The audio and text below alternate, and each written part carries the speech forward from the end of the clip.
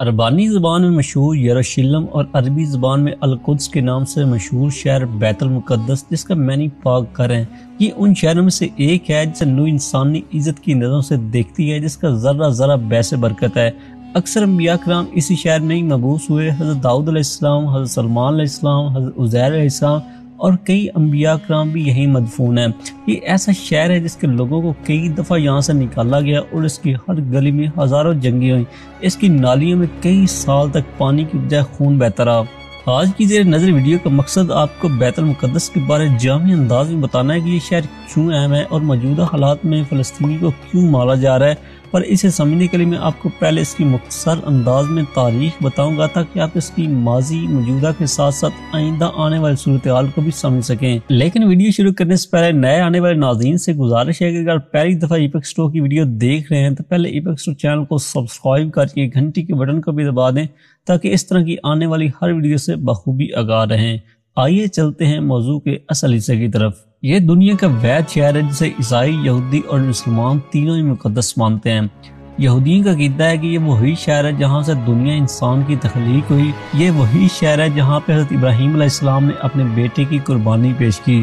یہی یہودیوں کی اہم مذہبی دیوار ہے جسے دیوار گریہ بھی کہا جاتا ہے، جو حضرت سلمان علیہ السلام کی تعمیر کردہ ہیکل سلمانی کی دیوار کا ایک بچا ہوا حصہ ہے۔ عیسائیوں کا کہنا ہے کہ حضرت عیسیٰ علیہ السلام کی جائے پیدائش بھی یہی ہے اور انہیں پھانسی کے لیے یہی مصلوب کیا گیا، اور ان کا سب سے مقدس کنیسہ چرچ آف دی ہولی سپائیکل بھی یہی واقع ہے۔ اور مسلمانوں کے مطابق آپ صلی اللہ علیہ وسلم ہجرت کے 17 ماہ بعد بھی یہیں رک کر نماز پڑھتے رہے۔ جب آپ صلی اللہ علیہ وسلم معراج کے لیے تشریف لے گئے تو رستے میں اسی مسجد اقصیٰ میں تمام انبیاء کرام کی امامت بھی کروائی۔ یہی وجہ ہے کہ 1000 سال تک مسلمان، عیسائی اور یہودی اس شہر پر قبضے کے لیے ایک دوسرے سے برسرے پیکار رہے۔ 1000 قبل مسیح حضرت داؤد علیہ السلام نے اس شہر کو فتح کر کے یہاں پر 33 سال تک حکومت فرمائی۔ حضرت داؤد علیہ السلام کی وفات کے بعد حضرت سلمان علیہ السلام نے یہاں پر معبد تعمیر کروایا جسے ہیکل سلمانی بھی کہتے ہیں۔ اسی ہیکل میں اپنے تابوت سکینہ بھی رکھوایا۔ یہ تابوت شمشاد کی لکڑی کا بنا ہوا تھا۔ اس صندوق میں موسیٰ علیہ السلام کا عصا مبارک، ان کی جوتیاں، ہارون علیہ السلام کا امامہ، سلمان علیہ السلام کی انگوٹھی بھی تھی۔ حضرت سلمان علیہ السلام کی وفات کے بعد 5 سال تک ان کا بیٹا رجحان بن سلمان برسر اقتدار رہا، لیکن 5 سال کے بعد شاہ مصری شاک نے بیت المقدس کی طرف پیش قدمی کی اور بغیر مذمت کے شہر میں داخل ہو گیا۔ اس نے شہر میں داخل ہوتے ہی تمام قیمتی چیزیں لوٹ کر ساتھ لے گیا۔ 740 قبل مسیح سے لے کر 700 قبل مسیح تک حکومت کرنے والا آسکیہ نے دوبارہ ہیکل سلمانی کی عظمت کو بحال کیا۔ یہودیوں کی پہلی تباہی بخت نصر، جسے ہم شداد کے نام سے جانتے ہیں، 598 قبل مسیح میں ہوئی۔ اس تباہی میں ہیکل سلمانی کی تباہی کے ساتھ ساتھ تورات کے نسخے بھی غائب ہو گئے۔ بخت نصر کے اس حملے کے بعد تابوت سکینہ ایسا غائب ہوا کہ آج تک اس کا پتہ نہیں لگایا جا سکا۔ 539 قبل مسیح میں ایران کے پہلے کسرا فارس اعظم نے اسے فتح کیا تو یہودیوں کو دوبارہ یہاں پر آباد ہونے کی اجازت دے دی۔ یہودی جب واپس آئے تو انہوں نے دوبارہ ہیکل سلمانی کو دوبارہ تعمیر کیا۔ 63 قبل مسیح میں رومی جنرل نے ہیکل کو دوبارہ تباہ کر دیا، لیکن ہیرود اعظم کے دور میں ہیکل سلمانی کو دوبارہ از سر نو سے تعمیر کروایا گیا۔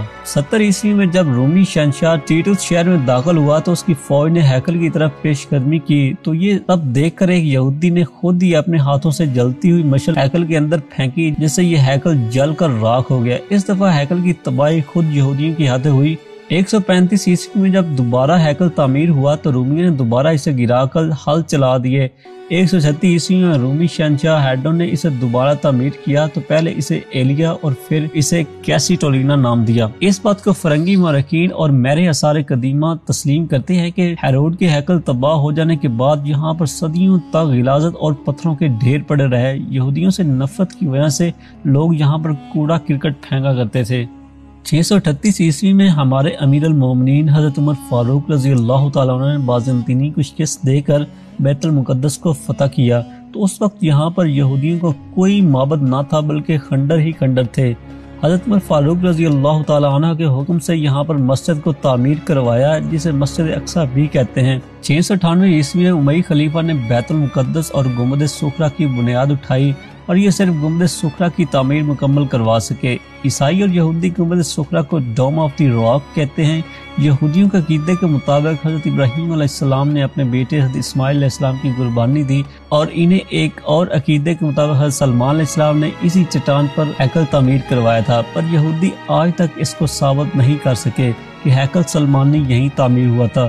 پر مسلمانوں کے نزدیک اس کی اہمیت اس اعتبار سے بھی اور بڑھ جاتی ہے کہ معراج کی رات آپ صلی اللہ علیہ وسلم اسی چٹان سے براق پر چڑھ کر معراج کے لیے تشریف لے گئے۔ 1099 عیسوی میں پہلی صلیبی جنگ کے بعد جب عیسائیوں کے بیت المقدس پر قبضہ ہو گیا تو انہوں نے مسجد اقصی میں کئی رد و بدل کیا ہے، جس میں سے رہنے کے لیے کئی کمرے بنائے اور اس کا نام معبد سلمان رکھ دیا۔ ایون انہوں نے مسجد کے اندر اور مسجد کے ساتھ ساتھ چرچ بھی بنا لیا۔ سلطان صلاح الدین ایوبی نے قبلہ اول کی آزادی کے لیے تقریباً 16 جنگیں لڑی اور بالآخر 1187 عیسوی کو بیت المقدس کو فتح کر کے مسجد اقصی کو عیسائیوں کے گند سے چھڑا لیا اور دوبارہ مسجد کی تعمیر بھی کروائی۔ اس کے یکے بعد دیگرے 4 صلیبیوں نے جنگیں لڑی لیکن بیت المقدس کو حاصل نہ کر سکے۔ 1229 عیسوی میں مملوک حکمران الکامل نے بغیر لڑے بیت المقدس کو فریگرٹ ڈوم کے حوالے کر دیا، لیکن صرف 15 برس کے بعد 1240 عیسوی میں خوارزمی نے شہر کو فتح کر لیا، جس کے بعد اگلے 673 سال تک اس شہر پر مسلمانوں کے پاس رہا۔ 1517 عیسوی کو سلطان سلیم اول نے بیت المقدس کو سلطنت عثمانیہ میں شامل کر لیا۔ پھر یہ شہر 1517 سے لے کر 1917 تک عثمانی سلطنت کا حصہ رہا۔ عثمانیوں نے اس شہر کی تعمیر و ترقی کے لیے کئی کام کیے۔ انہوں نے شہر کے گرد دیوار تعمیر کروائی اور ڈاک کا نظام قائم کیا، جبکہ 1892 میں یہاں پر ریلوے لائن بھی بچھائی گئی۔ مشہور یہودی اور صہیونی لیڈر فیڈر ہیرزل نے 1897 میں صہیونی تحریک کا آغاز کیا۔ وہ لوگ اسرائیل کی ریاست قائم کرنے کے لیے فلسطین کی زمین انتخاب کر چکے تھے۔ طویل سازشوں اور بغیرتی کے بعد ہیرزل نے سلطان عبدالحمید کو خط بھجوایا کہ یہودی سلطنت عثمانی کے تمام قرضے ادا کرنے کو تیار ہیں اگر آپ یہودیوں کو فلسطین اپنا وطن بنانے کی اجازت دیں تو، جبکہ سلطان نے جواب دیا کہ میں یہودیوں کو فلسطین کی زمین کا 1 انچ بھی نہیں دوں گا، کہ فلسطین میرا نہیں بلکہ امت مسلمہ کا ہے، اس کے لیے امت مسلمہ نے بہت خون بہایا ہے۔ اس جواب کو سن کر ہیرزل نے عبدالحمید کی حکومت الٹنے کے لیے سازشیں شروع کر دی۔ ان میں یہودی تنظیم فری مینسن ڈونمن، یعنی وہ یہودی جنہوں نے ظاہری طور پر اسلام قبول کر رکھا تھا، اور وہ مسلمان نوجوان جو مغربی تعلیم کے اثر آ کر عثمانی کو مسلمانوں کی حکومت کی بجائے ترک نسل پرست حکومت قرار دے کر سازشیں شروع کر دی۔ حتیٰ کہ عثمانی فوج کے اندر سازشیں پھیلا کر 7 سال بعد ہی سلطان عبدالحمید کو 27 اپریل 1909 کو ہمیشہ کے لیے جلا وطن کر دیا گیا۔ یہ واقعہ اس وقت دنیا بھر میں موجود یہودیوں کے لیے انتہائی خوشی کا موقع تھا۔ اس کے بعد 11 دسمبر 1917 کو برطانوی جنرل ایڈمنڈ البینی نے اس وقت کے کمزور عثمانی کو شکست دے کر بیت المقدس پر قبضہ کر لیا، جس کا جشن تمام عالم کفار نے منایا۔ اس کے بعد 3 دہائیوں تک برطانیہ کے قبضے میں رہا اور اس دوران برطانوی حکومت نے دنیا بھر سے یہودیوں کو لا کر آباد کیا۔ 1947 میں اقوام متحدہ نے فلسطین کی تقسیم کا معاہدہ منظور کیا، جس میں سے مشرقی حصہ فلسطین اور مغربی حصہ یہودیوں کے حوالے کر دیا گیا۔ 14 مئی 1948 کو مغربی فلسطین کے یہودیوں نے اسرائیل کے قیام کا اعلان کر دیا۔ عرب ملکوں کے لیے یہ بات ناقابل منظور تھی۔ انہوں نے مل کر حملہ تو کیا پر انہیں شکست ہوئی۔ اس کے بعد اگلے 2 عشر تک بیت المقدس کا مشرقی حصہ اردن کے اقتدار میں رہا، لیکن 1967 کی جنگ میں اسرائیل نے اس پر بھی قبضہ کر لیا۔ اسرائیل پارلیمنٹ نے 1950 سے ہی بیت المقدس کو اپنے دارالحکومت مان رکھا ہے، لیکن دوسرے ملکوں نے بیت المقدس کے احترام میں تل حبیب میں اپنے سفارت خانے قائم کر رکھے ہیں۔ ڈونلڈ ٹرمپ نے بیت المقدس کے 100 سال کے قبضے کے بعد اعلان کر دی کہ اسرائیل کے دارالحکومت بیت المقدس ہی ہے اور وہاں پر اپنا سفارت خانہ بھی قائم کر دیا۔ حالانکہ دنیا بھر نے سے خبردار بھی کیا کہ اس عمل سے خطے میں شدت کی ایک نئی لہر دوڑ سکتی ہے، اور اس طرح یہودیوں کی حرام خوریاں دن بدن بڑھتی چلی جا رہی ہیں اور نئے طریقوں سے فلسطینی کو بربریت کا نشانہ بنایا جا رہا ہے۔ اس ٹائم یہودی مسجد اقصی پر فائر کھول رہے ہیں اور انہیں روکنے والے جوان اور ایون چھوٹے معصوم بچوں کو بھی کچل رہے ہیں۔ لیکن اس ساری بربریت کا اتنا دکھ نہیں ہے جتنا مسلمان حکمرانوں کی بے بسی ہے، اور آج بھی فلسطینی صلاح الدین ایوبی کا انتظار میں ہیں کہ وہ آئیں اور دوبارہ بیت المقدس کو آزاد کروائیں تاکہ ہم بھی اپنے پیاروں کے ساتھ سکون کا سانس لے سکیں۔